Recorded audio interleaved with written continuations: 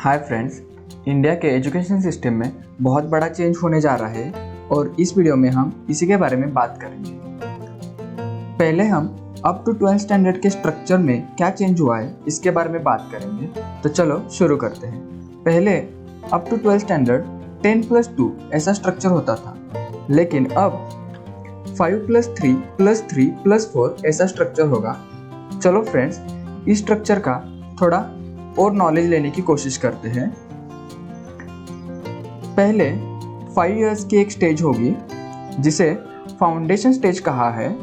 इस स्टेज में बच्चों को बेसिक नॉलेज दिया जाएगा, यानी कि रीडिंग, राइटिंग और नंबर्स का नॉलेज।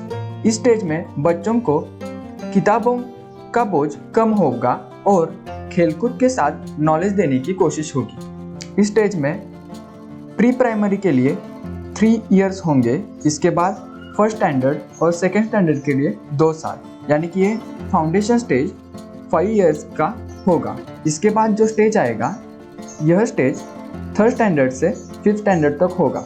इसमें बच्चों को science, maths, arts, social science ऐसे सब्जेक्ट की जानकारी दी जाएगी और बच्चों को इन सारे सब्जेक्ट की पहचान कराई जाएगी। इसके बाद जो अगला स्टेज आएगा, इसका नाम है मिडल स्टेज।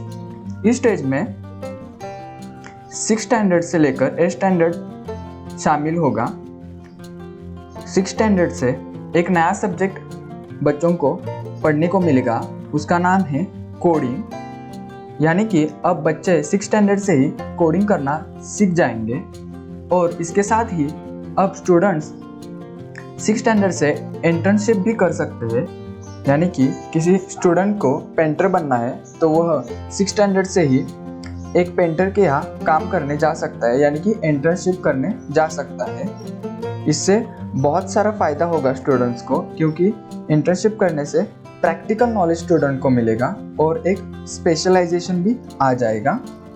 इसके बाद जो लास्ट स्टेज है, इसे लास्ट स्टेज कहा है।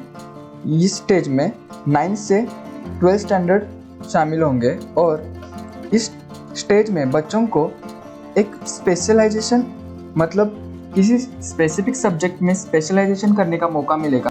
इस स्टेज में बच्चों को प्रैक्टिकल नॉलेज देने पर ज़्यादा भर दिया जाएगा, यानी कि बच्चों को कहा जाएगा कि प्रैक्टिकल नॉलेज ले, ना कि बुक्स को रटे और एग्ज़ाम में लिख कर आए। अब यहाँ ऐसा नहीं होगा। बच्चों को लास्ट स्टेज में प्रैक्टिकल नॉलेज दिया जाएगा, साथ ही साथ स्पेशलाइजेशन, यानी कि एक स्पेसिफिक सब्जेक्ट में उन्हें एक्सपर्ट बनाने की कोशिश होगी। और अब एग्ज़ाम फाइनल एग्ज़ाम नहीं होंगे, यानी कि जो ईयर्स के अंत में जो एग्ज़ाम होते थे और उस पर ही रिपोर्ट कार्ड बनते थे, ऐसा नहीं होगा। अब सेमेस्टर सिस्टम बनाई जाएगी, यानी कि हर साल में 2 एग्ज़ाम्स होंगे और उन 2 एग्ज़ाम के मार्क्स का एवरेज निकालकर बच्चों का रिपोर्ट कार्ड बनेगा। और रिपोर्ट कार्ड बनाते समय सिर्फ पेपर्स, मतलब एग्ज़ाम के मार्क्स कंसिडर नहीं करेंगे। अब 360 डिग्री असेसमेंट होगा, यानी कि बच्चे का पूरे ईयर का असेसमेंट होगा और ना कि एग्ज़ाम पर रिपोर्ट कार्ड बनाया जाएगा। अब तक ऐसा होता था कि हम फाइनल एग्ज़ाम में क्या लिख कर आते थे, इस पर ही हमारे रिपोर्ट कार्ड बनता था और इससे ही हमारा असेसमेंट होता था कि हमें कितने मार्क्स मिलते हैं। लेकिन अब ऐसा नहीं होगा। पूरे साल आपका 360 डिग्री असेसमेंट होगा, मतलब आपका पूरा असेसमेंट होगा, ना कि आपका सिर्फ जो पेपर में लिख कर आते हो इसका असेसमेंट होगा। एक बहुत ही बढ़िया सोच है। तो हमने देखा कि अप टू 12th 4 स्टेजेस बनाई है। ये बहुत ही बढ़िया इनिशिएटिव है। इसमें बच्चों को कंसेप्चुअल नॉलेज देने पर भर है। इसके आगे हम आफ्टर 12th के बारे में थोड़ा जानकारी लेते हैं। अगर सोचो आफ्टर 12th आपके थोड़े कम मार्क्स मिले हैं और आपको कॉलेज में एडमिशन लेने के लिए दिक्कत हो रही है, तो आप कैट यानी कि कॉमन एप्टीट्यूड दे सकते हो।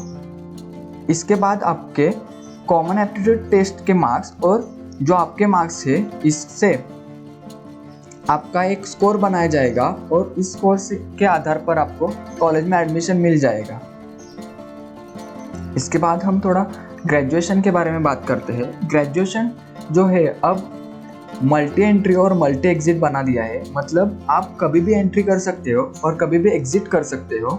अब ग्रेजुएशन 4 इयर्स का बना दिया है। यहाँ आप ऐसा नहीं है कि अगर आपने एंट्री कर दिया तो 4 इयर्स करना ही है, आप कभी एग्जिट नहीं कर सकते, ऐसा बिल्कुल भी नहीं है। आप यहाँ कभी भी एग्जिट कर सकते हो। अगर आपने फर्स्ट ईयर में एग्जिट किया तो आपको एक सर्टिफिकेट मिलेगा, और आपने सेकेंड ईयर में एग्जिट किया तो आपको डिप्लोमा मिलेगा, और आपने थर्ड ईयर में एग्जिट किया तो आपको बैचलर की डिग्री मिलेगी। यानी कि अगर आपने थर्ड ईयर तक पढ़ाई ग्रेजुएशन किया और उसके बाद आपको बैचलर्स की डिग्री मिली, तो आप इसके आधार पर जो कॉम्पिटिटिव एग्ज़ाम है वो दे सकते हैं। यानी कि एमपीएससी, यूपीएससी ये 3 साल के बाद दे सकते हो। 3 इयर्स के बाद आपको और भी उस सब्जेक्ट का डिटेल नॉलेज लेना है तो आप 4th ईयर भी कर सकते हो। 4th ईयर के बाद आपको डिग्री विद रिसर्च मिलेगी। इस 4th ईयर में आपको ज़्यादा रिसर्च करने पर भर दिया जाएगा। इसके लिए इन्होंने एक एकेडमिक क्रेडिट बैंक बनाई है। यानी कि आपके एकेडमिक क्रेडिट बैंक में आपका क्रेडिट स्कोर रिकॉर्ड होगा। आप जितने साल पढ़ोगे, ग्रेजुएशन करोगे, इस हिसाब से आपको एक क्रेडिट स्कोर दिया जाएगा। और ये एकेडमिक क्रेडिट बैंक पूरा डिजिटल होगा, सारा काम यहाँ ऑनलाइन होगा। और जब आपको फाइनल डिग्री दी जाएगी तब ये क्रेडिट बैंक का आपका क्रेडिट स्कोर कंसीडर किया जाएगा।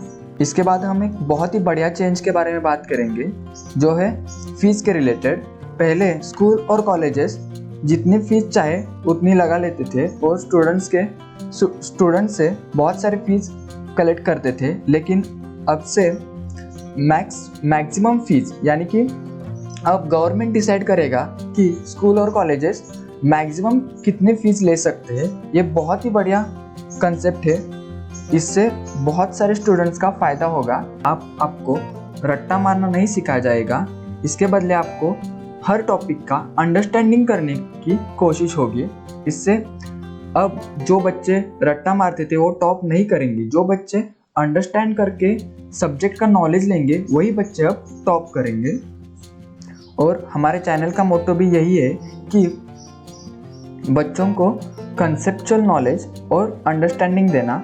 अगर आपको मैथ्स का कंसेप्चुअल नॉलेज और अंडरस्टैंडिंग लेनी है तो आप हमारे चैनल को सब्सक्राइब कर सकते हैं। और अगर आपको ये वीडियो पसंद आई है तो लाइक, शेयर और सब्सक्राइब करना मत भूलिए। Thanks for watching.